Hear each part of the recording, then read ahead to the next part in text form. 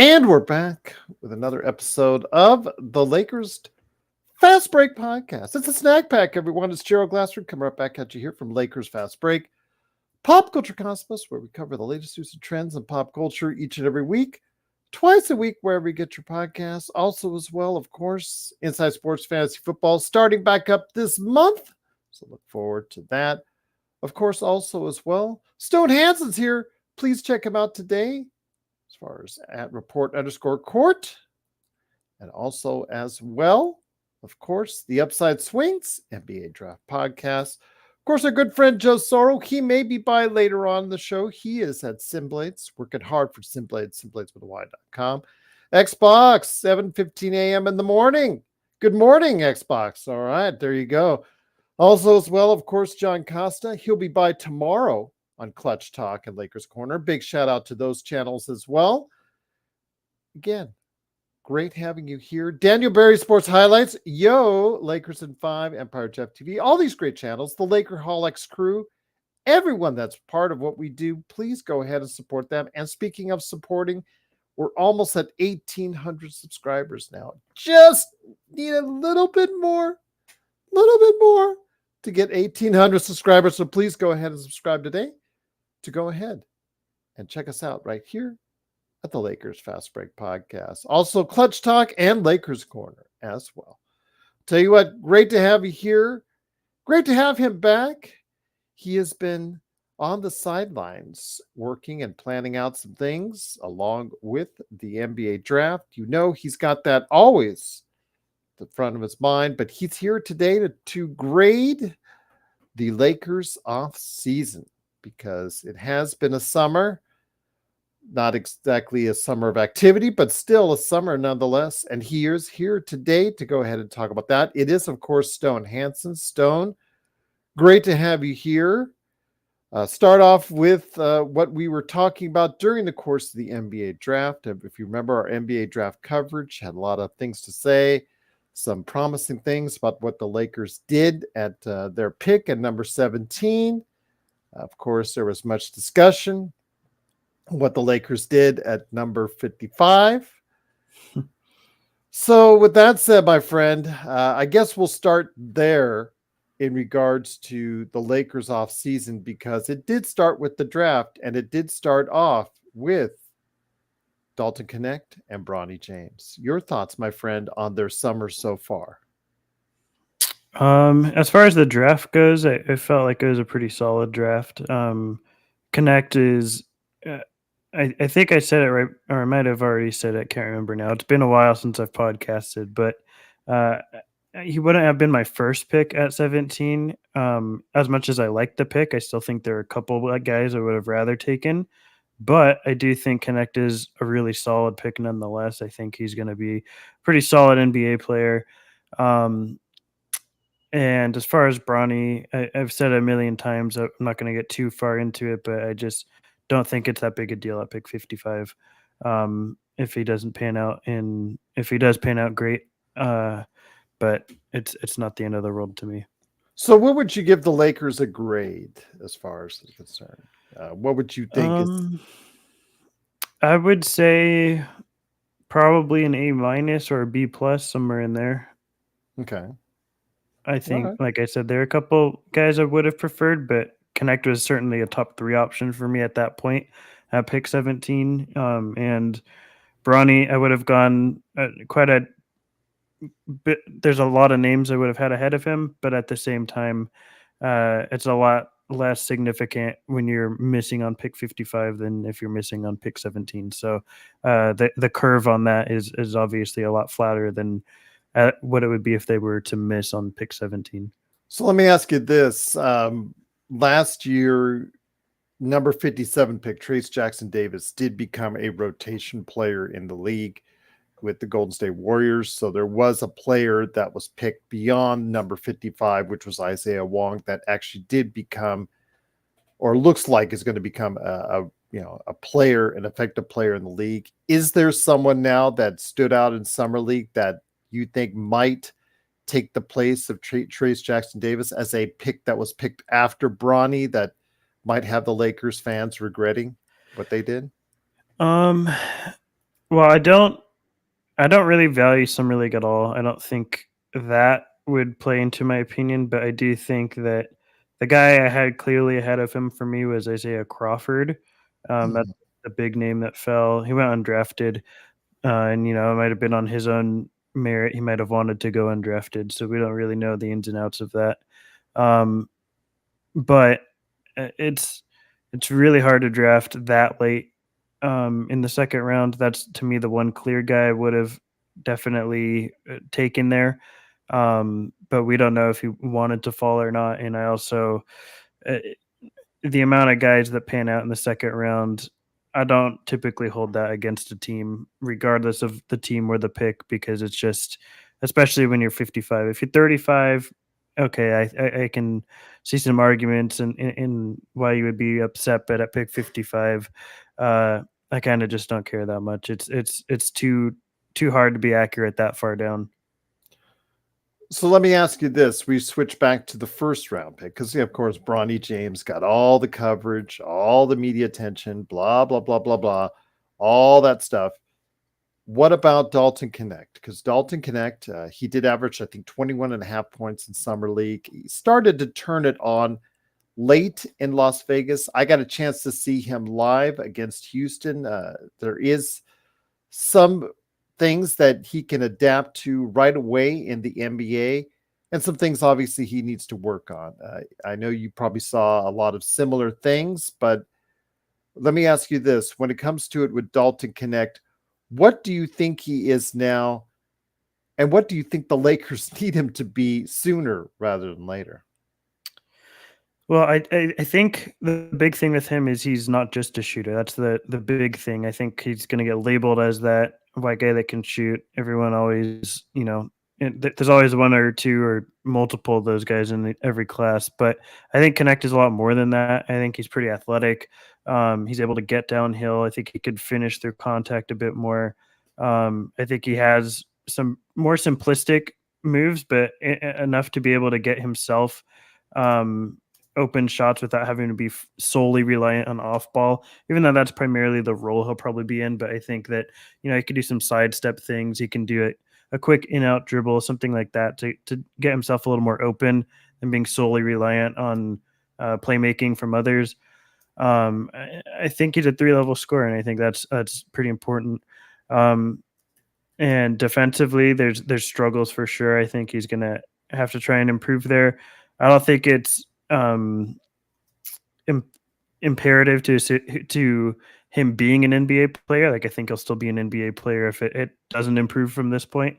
But I would obviously prefer it to improve, and I think that he's athletic enough to be able to go against opposing wings, maybe slower footed forwards. But I think he's not versatile necessarily in that way. You could probably hide him schematically in certain instances. And it's a lot easier. You don't want to play like a switch everything scheme with him.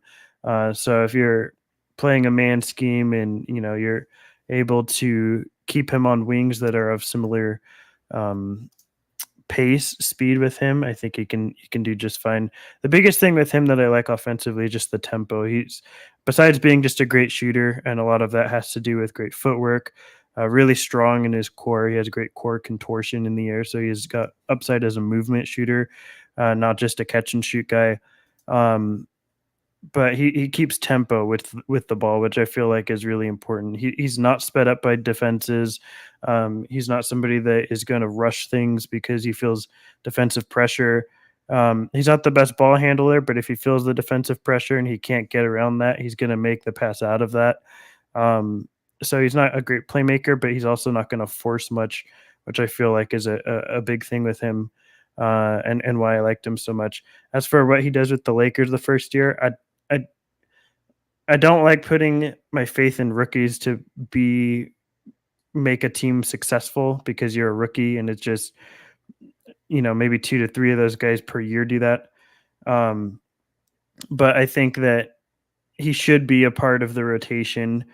He might not even be the first month or so in or maybe in the first 2 months in his NBA career, but I think over the course of the season he'll get to that point, and he should be at that point in my opinion. And I think it could be like a nice scorer, shooter off the bench. that hopefully, gets more comfortable and comes into his own as the season progresses. Once again, it is Stone Hansen. He is back at report_court on Twitter, and the Upside Swings NBA Draft Podcast is me, Gerald Glassford. Thanks again for watching, listening. Truly appreciate you doing so.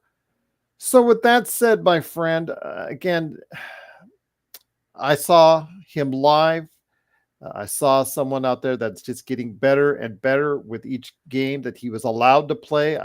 2 times, though, irritated me. They load managed him in Summer League twice, which was so irritating. But when he got a chance to get out there and play, he did show me a lot, especially when he goes there, the maturity that he has for someone when he's out there. It was really encouraging to see both on and off the court. Some things I saw off the court after the game, how he interacted with people, how he interacted with fans, just at a mature level, I was very impressed by. But again, on the court, like you said, serviceable playmaker, somebody who can play a much better for you off the ball, but can do some things. And obviously a lot is dependent on his stroke, which seems his form is really good from what I'm seeing.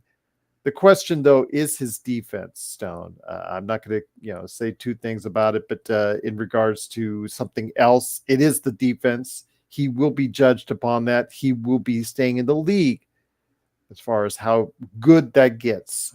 I'm not asking for average. I'm not even asking for, anything of that nature. I'm just passable. If he even gets to a passable level and not become a matador in the league, I think he'll be a very, very productive player. Yeah, I think even without that, he'll be productive, but I think he can be all the more, productive and sustainable on the court with that. I wouldn't expect him to be that his rookie year. I think really each year when you look at it, there's probably like 3 rookies that are actually good defensively. Most rookies are actually bad defensively, even despite numbers. You can look at steal and block numbers, which typically don't hold much water for rookies because they're gambling a lot. They're doing things to get those numbers. But so I wouldn't expect that I wouldn't expect him to be, anything but probably bad defensively, quite honestly, his first year. But the things you look for as the season goes on, that he's improving, and maybe he's making less of the mistakes less consistently as the season goes on. But I wouldn't expect him to be anything really but bad his first year. And that's just to be expected with any rookie, quite honestly. How will that affect the Lakers? I mean, because obviously this is a team with LeBron and AD. They're now in their 30s. LeBron is going to be 40. They need players that will win now. And we'll get into some of the other things that they did. Well, they didn't do much, but some of the other things that are going on with the Lakers this offseason. How important is it for Dalton to maybe develop a little bit faster than even you and I are anticipating? To be very blunt, I just think that this team has 0 chance at contending. So I don't think it matters that much, because I don't view this team as contending regardless of how good Knecht is playing. We saw what they did, and this, I guess, is kind of more getting into what they did over the summer beyond the draft, but they didn't do much, and we saw what this team was last year, and it's essentially the same team going into this year. And pretty much every team in the Western Conference outside of like 2 or 3 got better. And the Lakers stayed the same. So teams are passing them up as they're staying the same level. So I don't really see his on-court production being imperative to the Lakers winning, because I don't see the Lakers winning. I don't think they did anything this year to make themselves better. I think that it is true with regards to a healthy Vando and Vincent that our defense is better, but it's not going to be good enough. And I think that JJ Redick will be a better coach than him. I don't know how much better, but you can't get worse than him. But I don't think we're really going to be able to see that because it might be veiled by the fact that this team just didn't improve and every team got better. So I don't think that really anybody's success this year as a player on the Lakers is imperative to the Lakers winning, because I don't see the Lakers being good enough for that to matter. When it comes to Dalton Knecht, again, I think that if a best case scenario is if he, and by the way, Joe, yes, we are focusing on his defense because how good his defense is will keep him on the court. And you know this as well as we do as well. So Joe will be on here, blah, blah, blahing here, I'm sure, in a bit. But when it comes right down to it, he is in a fight for minutes right away against Max Christie, who returned on a 4-year, $32 million contract. There was really no bidding out for him. Nobody was really interested in the service. Seems like the Lakers were bidding against themselves to retain him as a restricted free agent, and did so at $8 million per year. And over the course of time, that contract gets cheaper, but this is someone who both you, Joe, and others have said is not an NBA player. I said he'll probably eventually, your thoughts on this as far as the competition for shooting guard, because I think eventually we're going to have to realize and come to grips with the fact that Austin Reaves is probably best coming off the bench as your sixth man. I think Reaves is best off the bench as a sixth man if you're a contending team. Well, that's what I mean. Yeah. We're assuming that the Lakers would be a contending team, but I don't think they're anywhere close.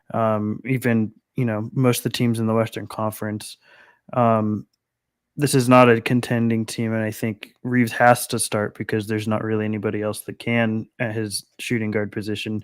At the fifth position that's open as small forward, I think is probably the most up in the air.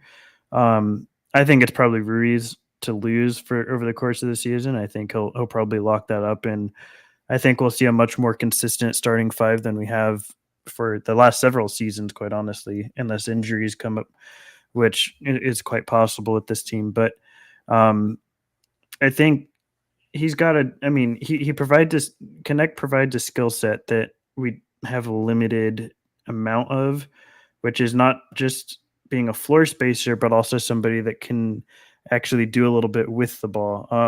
I think that he'll be in a fight with Christie, but I think Christie, regardless, is going to get minutes because that just seems to be a big sticking point for this front office. A big reason they got rid of Darvin Ham, not the sole reason, but it played a part. I think that they just really believe in Christie for one reason or another, and they're determined to make him an NBA level player.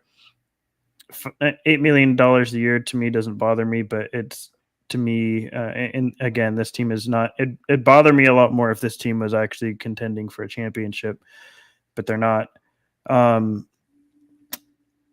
think that Knecht and Christie will both be in the rotation. When I really look at it and think about it, I think it's the starting five with Rui at the 3, and then probably without Prince, that opens up quite a bit of minutes, especially with him not being the coach.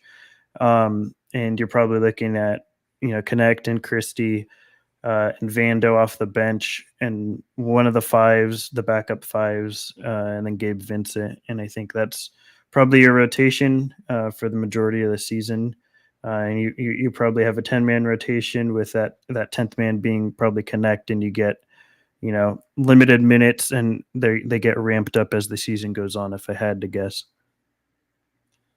What about the thoughts in regards to the big man situation? Because I know one of the things that was talked about and desired by many a fan out there and many observer is getting more help along the back line and getting someone with height, with talent, be able to stretch the floor, possibly even.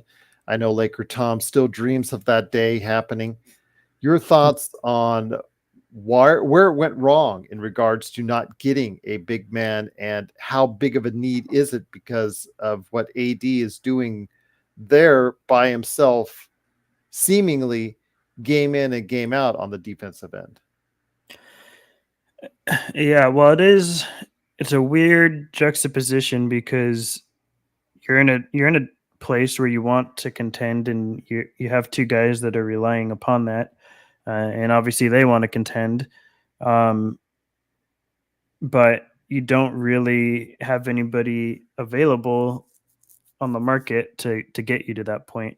So do you really want to give up a first for it? Doesn't look like there's many starting centers available. It seems like for all the buzz and everything, I don't really buy that Brooke Lopez or Wendell Carter were ever really available by their teams. I think that was more Laker fan fiction wanting that to happen. But it doesn't seem like either of those guys are really available. I don't really see any starting center that is readily available for being on the move or on the chopping block. And are you really comfortable sending out what would need to be probably like a first round pick to bring in a halfway decent backup center that you'd have to promote into the starting lineup? I wouldn't, because I don't think that makes you a contender.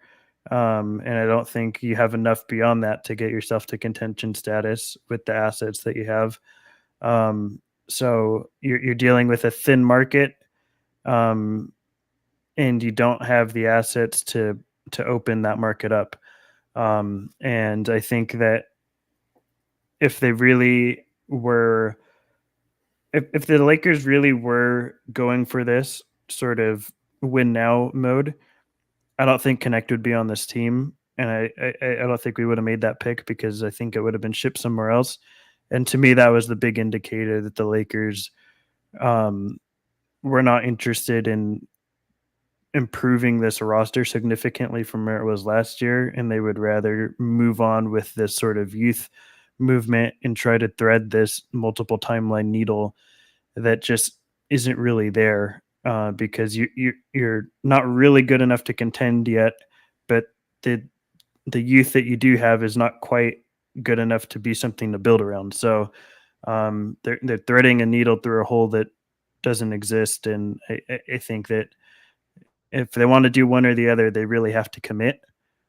And it seems like they're not willing to do that. Obviously, we know they're not going to commit to the rebuild fully, which would mean moving LeBron and AD, but they're also hesitant to move those 2 first-round picks because they don't want to commit fully to contending.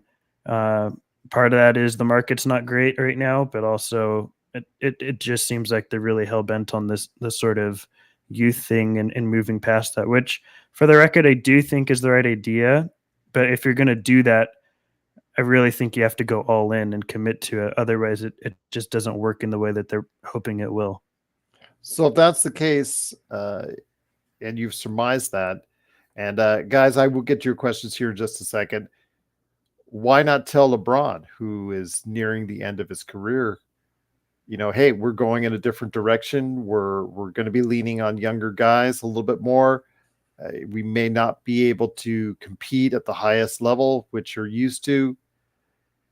Yeah, you can throw money at them all you want, and which they did during the offseason, signing them to that. And now I think it's $101 million deal because it was reduced from 104 to 101 because of what we've talked about here on the show numerous times with Rob Pelinka not being able to manage the money correctly. But why not at least give LeBron the respect and say, hey, this is what we're doing going forward? Because I don't think the Lakers view it that way. I think the Lakers still think they're good enough to catch a break and something can go right to where they are contenders. They probably don't view themselves in the Celtic Knick type tier, but I think that they view themselves as probably a second tier type team. And a lot of teams that do view themselves that way are able to, cling on to the hope that something goes right for them. Couple shots fall their way, some injuries happen, and they can move themselves into that top tier.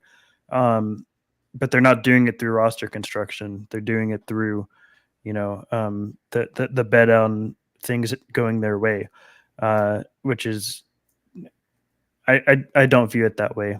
And that's the disconnect, I think, is where I view this team as a another play-in team, and they view this team as a tier that, if everything goes right, they have a shot. And I think that that's probably the big disconnect, and that's why they gave LeBron that money, and also because the Lakers don't quit on their stars. They never have, they never will.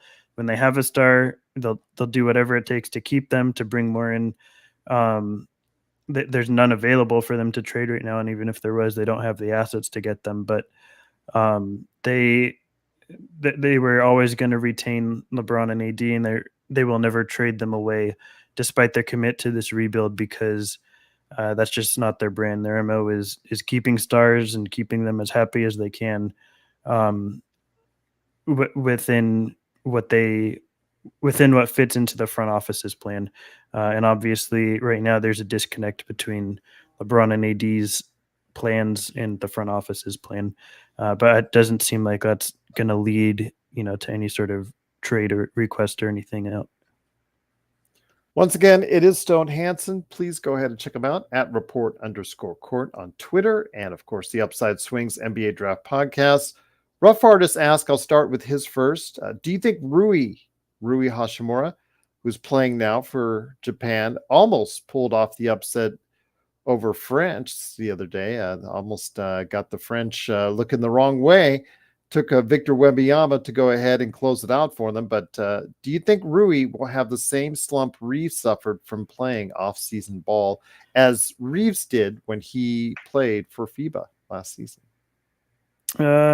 I mean, slumps to me are pretty impossible to know when they're going to happen. Everyone goes through them, and it doesn't always happen at the starting point of the season.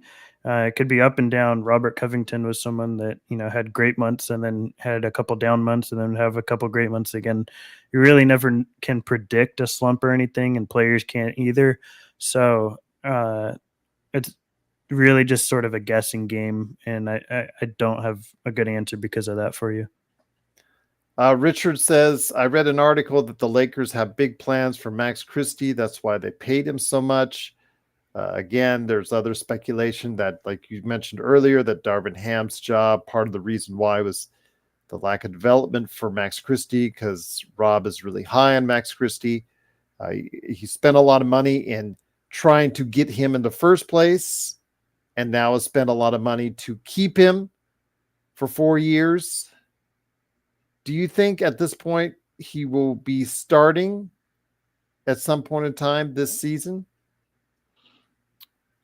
Maybe. I mean, I along with slumps, you can't predict injuries. So that would be, in my opinion, the only reason he would start would be a couple of injuries that occur. And, maybe some. And the other thing, too, is I guess when you sort of look at it, like the guard depth is not that great for the Lakers. If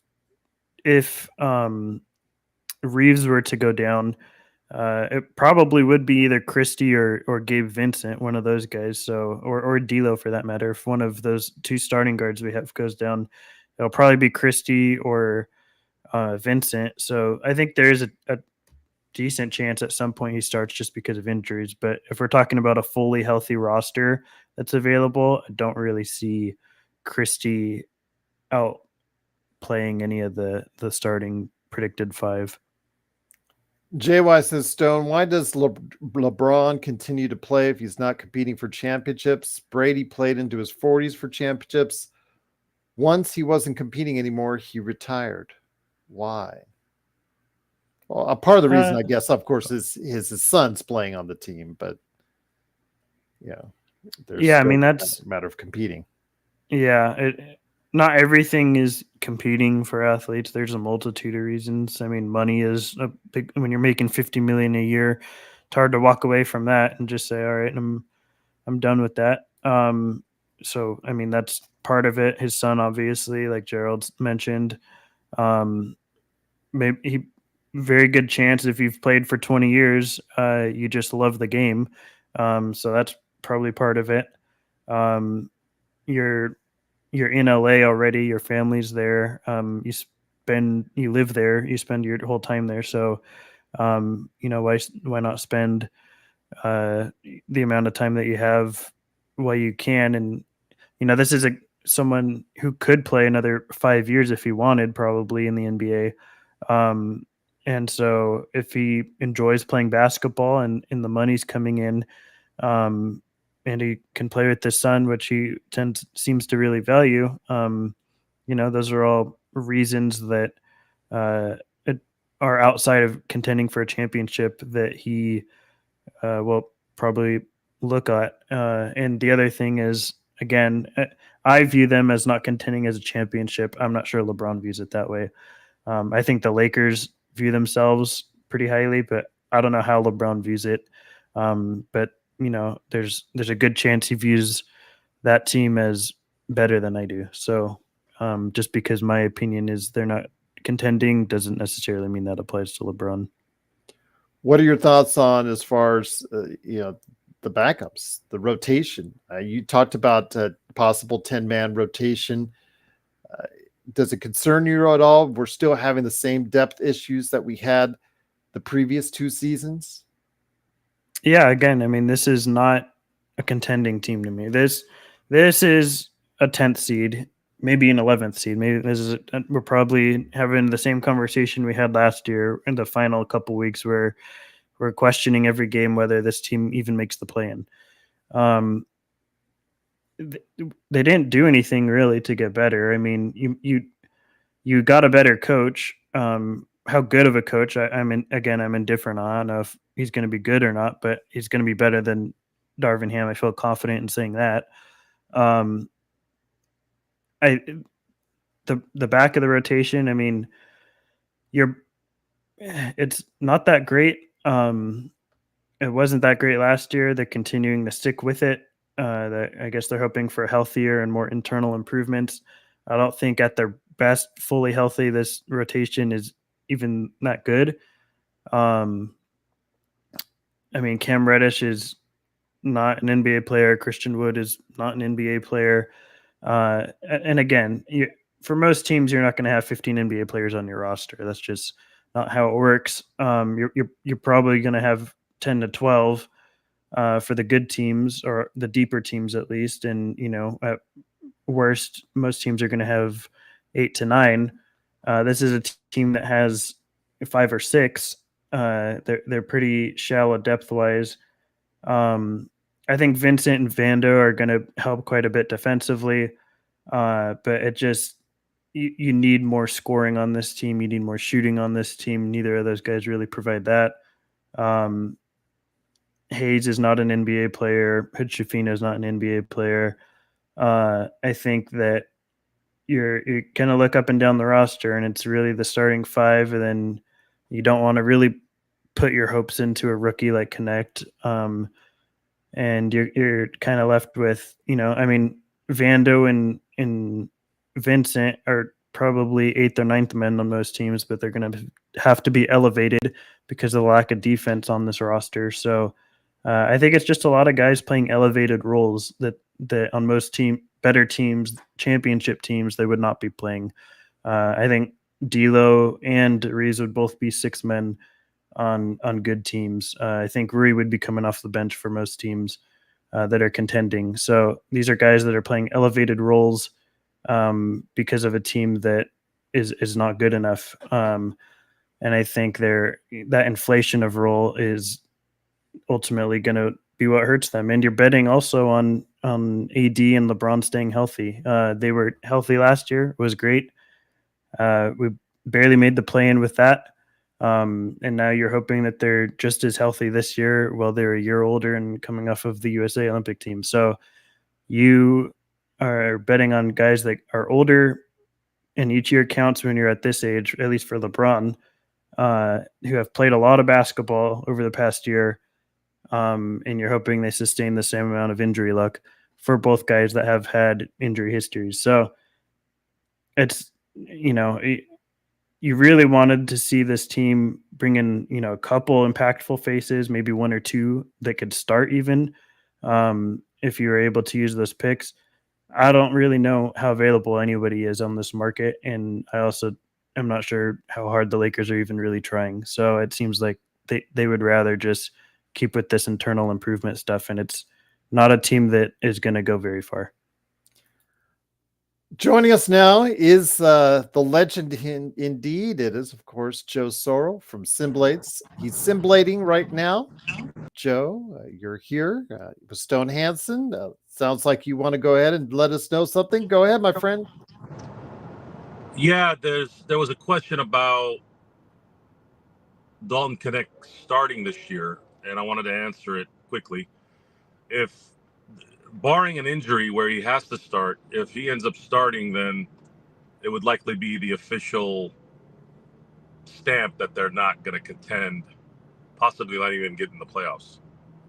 So that's an answer to that question. Knecht would have to be.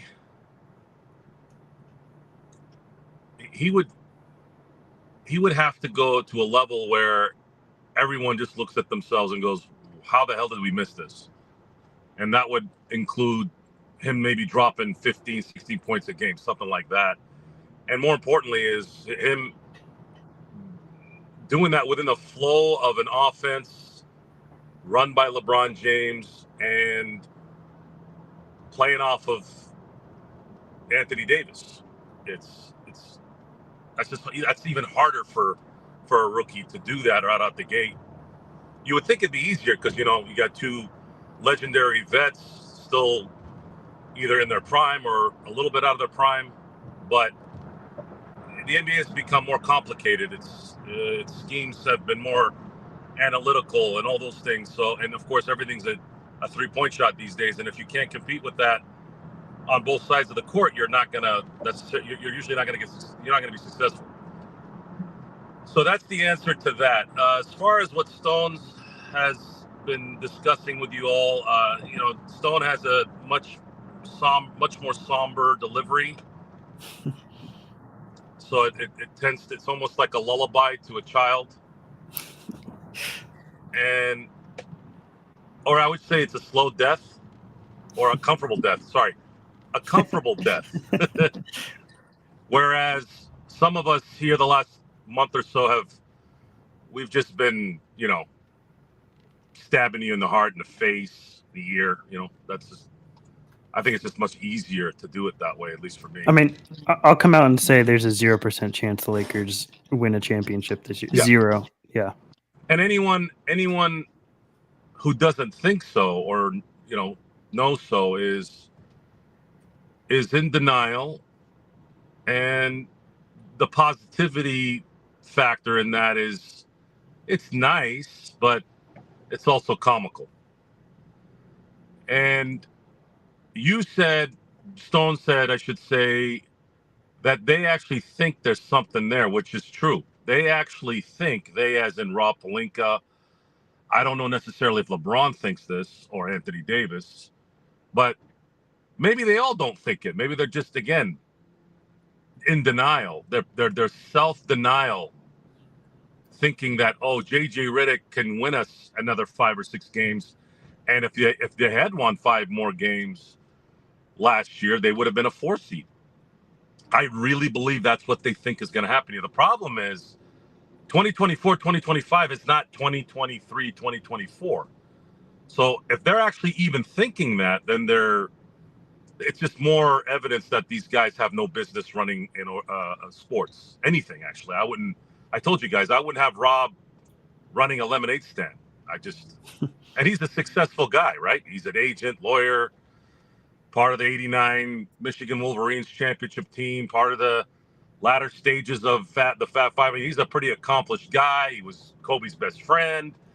He's had a pretty good life. Me telling him that I wouldn't let him run a business of mine, that he'd probably look at me and say, well, yeah, you're a bum. I've done 10 times more in my life than you have. Well, that might be true, but at least I'm not a spineless weasel. You know what I mean? Like I don't look at everything as fame and money. I look at it as, who are you? I mean, that's just how I work. If you're a weasel and you're rich and have all these things, to me, it doesn't really matter if you have all those other things. And he's conducted himself like a weasel at the behest of the weasel master in Jeannie Buss. She has a extensive history of doing things that ownership do. Okay. Excuse me. Sorry, I got a call that came in. No. Can you all hear me? Yes, we can hear you now. Sorry about that. You were bashing Jeannie Buss. Yeah, she's had an extensive history of being extremely unprofessional, and you all know what I mean by that. I'm not going to go into the details there. And she was bequeathed a team surrounded by, I don't even know what I would describe Jim Buss and Johnny Buss as. What in the animal kingdom is useless? I think there's a snake. There's snakes out there that don't have scales. I saw it on the Discovery Channel once. So for those of you who don't know, and I'm sure you all know, scales is what allows a snake to slither around, right? Well, I saw a snake that didn't have scales. That means they can't move. I don't know if they lost their legs at birth. I don't know. I'm not an animal guy, safari guy, right?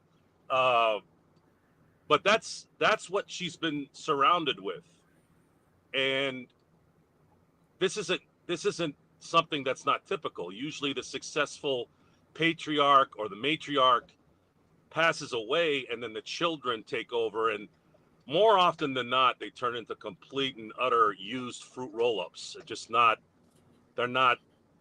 They're there because they have the money. It was given to them. They're a bunch of pumpkin head cutted freaks like that owner in Las Vegas. G, you know what I'm talking about, Mr. Davis. Yes. Right. I mean, let's put it. Let's be real. If he didn't hit the genetic lottery with Al Davis, what would that guy run? A 7-Eleven? Certainly not a hair salon. Looking at his 7-Eleven, maybe a graveyard shift at 7-Eleven. I mean, let's something like that, probably. Yes. So, by the way, his name is Mark Davis. So the insults have come. This is the angry version of Stone Hansen. I purposely did not come on until Stone had everything he had to say because I wanted to not be a buffer in that, so that as soon as he was done saying what he said, I can come in and be the angry Stone Hansen. Stone Hansen has said what the future of this team is going to be in a diplomatic, kind way. I've come in and basically translated the same thing he said in a completely disastrous way, in a way where it couldn't mean a few subscribers unsubscribing and going somewhere where they can read headlines that say, are the Lakers going to get Jeremy Grant, Jokic, like things like that. That's what people want. People want headlines to say, are the Lakers going to get Jonas Valanciunas? I'm like sitting there looking around going, what? He just signed with Washington. What do you mean they still have a shot at getting him? When? In 2030? Not until Why are February. we talking about this? Right? So the pressure here, we're a small group. It's not resonating yet, but you got to start somewhere. Joe Rogan was doing his podcast for 5 years with hardly any audience. His friends were laughing at him. They're like, who are you talking to? This is before podcasts were the thing, right? At least as popular as it is now. And he's like, I like doing it. So F off. He started small and then ended up being, the Howard Stern of podcasts. So for us, I'm going to keep building our credibility here, because down the road, when we do get public enough, we're going to have the receipts and we're going to have a platform that is going to likely be more positive than negative in terms of our analysis. No, I'm not reading off a teleprompter. But what happens is when you do read off a teleprompter, you start to talk like you're reading off a teleprompter a lot of times. It becomes an instinct. And on that note, it is Joe Soro, of course, from SimBlades.com, and Stone Hansen. Before we go, I wanted to go and ask Stone, is there anything that this team can do before the start of the season? I mean, we got everyone on this, our chat, get the questions in all the time, get the comments all the time, that the Lakers need to do something. And and you see the rumors every week. A new name seems to be every week. Zach LaVine, Wendell Carter Jr. This week, the fascination is Jeremy Grant. I mean, you hear Laker Tom's on his Twitter, oh, they're close to getting him. They're close to getting him. They're close to getting him. And then talking about Robert Williams and his bad knees coming to the Lakers as well. And Malcolm Brogdon and his injury history coming to the Lakers as well. If you're in the catbird seat in El Segundo, what would you do before the start of the season? I would weigh the decision of how good can I get by using those 2 picks. And by that, I mean, is there a route to getting to like I talked about earlier, where you're not a contending team necessarily, you're not in that top tier, but if everything goes right for you, maybe you can get yourself a finals run if everything goes right and you're clinging on to that. I think the Lakers probably view themselves as that right now. I think there's a couple moves that could potentially get you to that point. Again, this is not a contending status. This is something where a star player gets injured, you happen to get some calls your way, things go right, and you can make a little bit of a run. But I think the first call I'd be making is to the Nets with Cam Johnson. I'd be looking to split those picks. If you can bring in an impactful player with each pick and then some of the salary needed, that's what I'd be looking at. So I'd be looking at moving a Vincent, moving the salary fillers that you need in order to make that happen. Vando, I like Vando probably more than most Laker fans, but I'd move him, if the opportunity for a more impactful player came about. And so I'd be looking at Cam Johnson with some salary filler in a first-round pick to see if he could do that. I don't know if the Nets would do that or not. And then I would be looking at another player that most likely a center of the Wendell Carter Jr. type level of player. I don't think Wendell is really available, but a player of that sort of level, like maybe like a low end starter, what is perceived as a low end starter, and try and get a center with your other first round pick and some other salary filler. And I think you have Cam Johnson as your solid 3, and then you can, or maybe even 2, and then you could bring in a center in the lineup. And you have, a center and a shooter who can space the floor, who's a good team defender, if not always the best on-ball defender, in Cam Johnson. So I think that team is improved from last year, makes your team better, is a team that probably has a decent shot at getting into the playoffs, and maybe you can avoid the play-in. And then, like I said, if things really break right for you, you have some sort of a shot at a run. But I'd be weighing that out as to, is that really something we want to spend first round picks on if we're actually committed to planning beyond this team for the future? I would probably lean yes, because you only have one shot at it with these 2 guys. You only get them once in a lifetime, and I'd go for it because they're not going to be moving those players. So that's what I'd be looking on. I'd be avoiding Jeremy Grant at all costs. Would not trade for him. Would not trade any first round pick for him, let alone 2. That's a contract I'd be wanting picks back for, which is not going to happen. But because it's so bad, and I don't really care that on-court production that he provides, because it's that bad of a contract. And the other thing I would say is I'd be. If the team stays as currently constructed, this team makes no more moves, I'd want the Lakers to play Max Christie and Knecht and Castleton and Bronny. Give me all the young guys and play them over guys like Christian Wood, Jackson Hayes, that players that make no impact. These Cam Reddish. I want to see these younger guys play more, because you already know that you have guys that are not NBA players. They've been in the league 5, 6, 7 years, haven't done anything. It makes more sense to play these young guys, even if you don't like them, that you have spent more recent resources on to give them more run if this team is not going to be going anywhere as a championship. So I'd rather see the young guys get playing time than the end of the bench guys that have been in the league and have proven themselves to never make it anywhere. And I'd rather see that, because you already know that you're not going to win a championship with this roster. So I'd rather just see the young guys get playing time.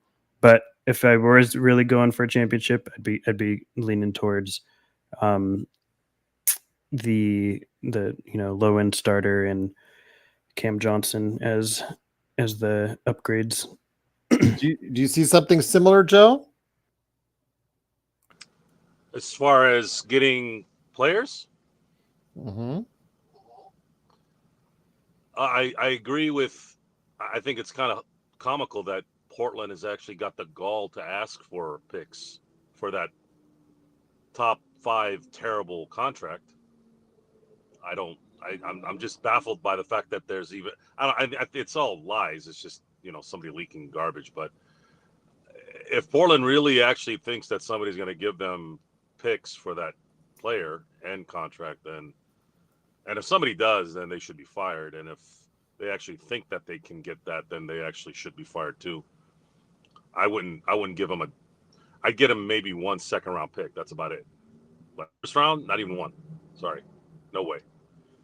There's just no way that's gonna be possible. The only way you trade 1 or 2 of those things is for a fact that you're going to be able to continue to field more depth on this team between now and, let's say, the deadline, and that player likely becomes the 3rd best player without a doubt coming in.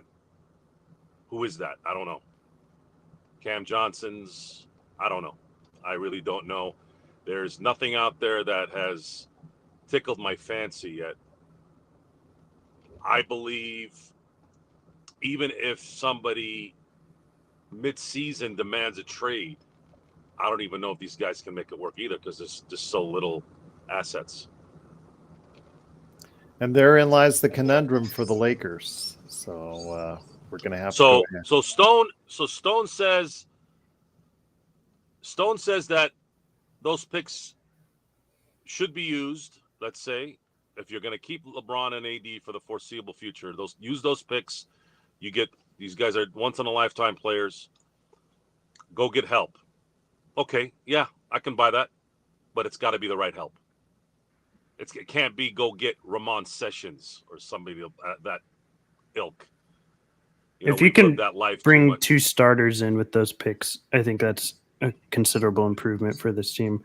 Because you are talking about a team that's got like 5 NBA players, 6 NBA players. You add a couple guys, you add depth and impactful starters that I think would change this team for the better. Again, ultimately, I'm of the thought blow it up, but that's not going to happen. So if you have the picks, I'd use the picks. You have to commit one way or another, and I don't like this waffling in between that the Lakers are doing right now.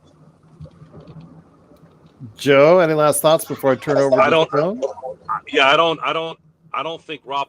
See, I look back at, we talked about Mitch Kupchak, I believe, a couple shows ago, and there have been a couple of deals that went through, or at least deals that were initially finalized, because I always use the veto trade as an example too. I believe that Mitch Kupchak had a reputation in the league, and this actually came out recently, that Mitch never tampered. He actually always followed the rules. And I don't know Mitch personally, but he showed every bit of that from my observation. I could be wrong, but he followed the rules. And I believe that's an asset to the other 29 GMs, because there's a level of respect there. And I think he was able to make deals for players in that time that were extremely impactful, that actually created championships, and would have created more championships again if had that Chris Paul trade not, fell through. And you fast forward now to Rob Pelinka. He can't sell a bag of Skittles for even probably a max contract, because I think most of the GMs in the league are like, this guy's a chump. We're not the only ones that don't like Rob Pelinka. I can almost guarantee you that. Now, you don't have to be liked in your profession to be successful. There are plenty of agents in this industry that get their players money, guys like Scott Boras or I forgot his name. Jesus, I just drew a blank. I just had his name in the head. He's mainly in football typically when I see him. Anyways, but those are agents. This is managing a basketball team with 29 other GMs and ownerships. And if you're souring those people, then at that point you're probably gonna not ever get a little bit of a freebie every now and then. I mean, Rob can't do anything because I think the league does not like him, because he does come off as a fake. He does come off as a snake oil salesman, and he's shown every bit of evidence that he is that. So you have that, and then you have dog lady already in her 60s, whom I'm sure that there's some older owners who still think back in the 70s and 60s types. Now, I'm not condoning that, but GD's not helping the matter of not oozing that stereotype.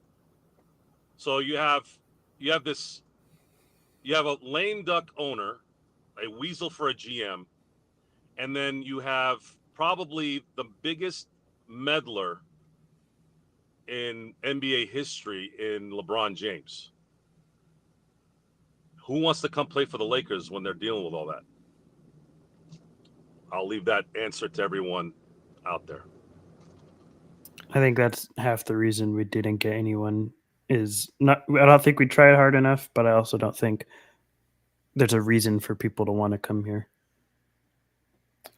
And with that said, Stone, before we head on out, please give us an update on what you're doing. I know you have some long-range plans on the draft and what you guys are up to at Upside Swings. Yeah, right now I'm just kind of on hiatus. I'm taking care of things I need to and hanging out with some friends, but I'll be back sometime soon. I have had the desire to do this project of sort of going and breaking down film on players that play overseas that I think are better than some NBA players and deserve an NBA shot. And I'll be breaking that down on Twitter. You could follow me at report_court. And you could also find on there when we post our next Upside Swings episode, which I don't know when that's going to happen, but will happen at some point. And if you want to stay updated on that in NBA draft other things, you can give me a follow if you're interested in that. John Costa is going to be here tomorrow managing the channels. Joe and I will probably be back on the weekend, obviously recapping what's going on with Team USA as they play Puerto Rico in their final group game. They've already headed to the quarterfinals. Joe, any last thoughts before we head on out? No. Okay. All right. Did you read that off the teleprompter? In my head, yeah. Okay. I've been trying to lead by example, folks. I've been trying to lead by example. I did a few videos. If you guys go on my Instagram, SidBlades_turf, I've done some videos that I've slowly released. There's more coming. And those were edited. And when I was shooting those videos, I was catching myself umming and ahhing, and it absolutely drove me nuts. So I have focused on enunciation, direct words without transitional diarrhea. You know how you're around girls who say like every 5 seconds? That's what it felt like. So I have to get better speaking on the show. It just resonates better than just Lakers are not playing well. We got to have concise, to the heart words and delivery. And that was the ultimate. By the way, thank you, M. Was it M? I think M was the teleprompter guy. Yes. M, you just validated some of the little practicing I've done here the last few weeks. Thank you for that. That proved that I have improved in not yapping between words. And again, I feel like I keep repeating myself with this, but as new audience members come in, they need to hear it as well. And I already said this before, this needs to, when something is wrong, instead of boycotting like a bitch, everybody boycotts now. Everybody runs away. Everybody cries. You know what? I'm going to do the opposite. I'm going to get louder and I'm going to get meaner until things change. And he's going to enunciate correctly. Maybe others don't have the energy. I get it. I have the energy. I am going to keep bringing it and bringing it and bringing it. And when the fire is finally too big to handle, maybe then at that point, somebody will finally throw some water on it. And that's the way it's got to be. Sorry, folks. And I'll tell you right now, I'll bring the same energy when they start winning. Promise you that. If they go on a 12-game winning streak and they're mowing the Celtics and the Knicks and Denver and they're just clicking, I just wish I was on the show before 2021. I was running game to friends and people who were talking about whatever, running game, and that you guys ain't stopping. I mean, the Lakers were 38-9 at one point in 2019, 2020. They were 38-9, and they hadn't even hit their stride yet. I'm like, you guys haven't even seen anything yet. This team has just gotten together. And I remember a week in, Anthony Davis was already dubbed Defensive Player of the Year. Like, I thought that was done. I'm like, you ain't stopping AD. AD is just going to ruin your life. And he did the whole year. And then got completely robbed during that break. Robbed, I mean, bad in the sense of he was a distant second to Giannis in the Defensive Player of the Year award, which was a complete sham. He should have won it that year. Other than maybe 2017, you can say 2020 was his best season ever in his career. But again, I had the same energy then. I was telling everybody, I go, as soon as these guys start beating Milwaukee and the Clippers, you guys are toast. Because they weren't really, they were close in a lot of those high-end matches at the beginning, but they were whooping every team they were supposed to. But once they got it together, like in February, March, they started beating those teams. I was like, yep, it's over. You guys are going to have to deal with this, and the Lakers are about to win a championship. And then they eventually did, but it took us 5 more months. So that's that. I just wish I had some documentation on the show with that, because I know people think that I'm probably sitting around just looking at dirty windows at buildings and saying these guys should be fired for having dirty windows. No, I don't think like that. My anger is more towards the fakeness and the inadequacy of leadership on this team. I don't like Rob Pelinka. I don't like his personality. I don't like Jeannie Buss's personality. And I have reasons to. I have 3 letters that I can throw out there that we keep bringing up. That kind of stuff tells you a lot about who those people are. It's been built. It's not something that happened overnight. A lot of it doesn't really have to do with the Lakers in a way. But it does make sense why this team is so leaderless. Is because of those personalities. When the going got tough, a rich owner decided to do what broke business people do, which is try to get help from the government. That tells you a lot about who a person is. And then when Magic Johnson steps out of a room and says, I got backstabbed, Magic Johnson, to me, granted he's got some deficiencies, Magic Johnson to me is one of the bright lights of this world. This guy took HIV and he took it and he threw it in the garbage.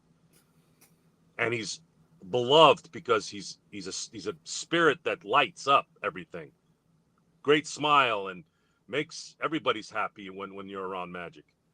Why is Magic saying this guy backstabbed me? There's merit there, guys. There is merit there. That's where that stuff comes from. It's like my wife, for example. My wife has been angry twice around my friends, just twice in the 16 plus years I've been married. And I remember it distinctively. Everybody freaked. They're like, what the hell happened? Who hurt her? It wasn't, oh, well, Stacy's angry? What the hell? Where are they? Who is it?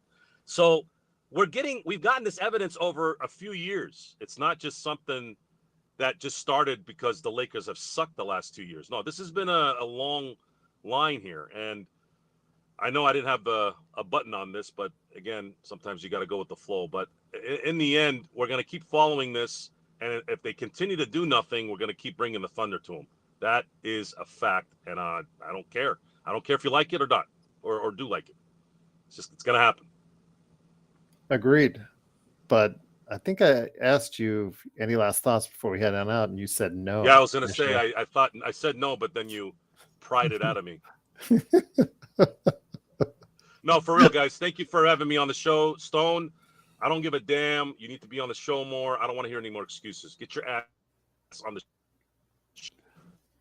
You notice I came out disjointed there because of his connection, but I think he said you need to be on the show a little bit more, Stone. I heard it. I'll be on as time goes on. I'll be on more. All right, fair enough indeed. It is Stone Hansen at report_court on Twitter, and of course, the Upside Swings NBA Draft Podcast. Joe Soros, Simblades with a Y.com. John Costa's on tomorrow. He's taken over the channel, Clutch Talk and Lakers Corner. Big shout out to those channels as well.